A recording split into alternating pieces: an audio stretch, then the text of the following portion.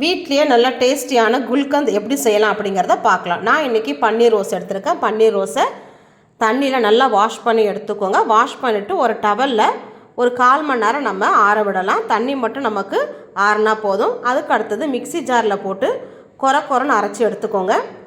ஏன்னா சாப்பிடும் போது இலையாக மாட்டக்கூடாது இல்லையா, அதனால கொரன்னு அரைச்சி எடுத்துக்கோங்க. இந்த மாதிரி அரைச்சி எடுத்துகிட்டு ஒரு பேனில் ஒரு 2 நிமிஷம் நல்லா வதக்கிட்டு இதுக்கு தேவையான அளவு நம்ம சர்க்கரை சேர்த்துக்கலாம். சர்க்கரை சேர்த்து ஒரு 2-3 நிமிஷத்தில் நமக்கு நல்லா மெல்ட் ஆகி வந்துடும். அடுத்தது கொஞ்சமாக நம்ம லெமன் பிழிஞ்சு விட்டுடலாம். அப்போ தான் கட்டி ஆகாது. நல்லா மிக்ஸ் பண்ணி விட்டுட்டு கொஞ்சமாக ஏலக்காய் தூள், ஒரு 1/2 ஸ்பூன் சோம்பு இது சேர்த்து நல்லா மிக்ஸ் பண்ணி நம்ம இறக்குற ஸ்டேஜில் கொஞ்சம் தேன் ஊற்றிக்கோங்க. அவ்வளோதான், நம்ம இறக்கிடலாம்.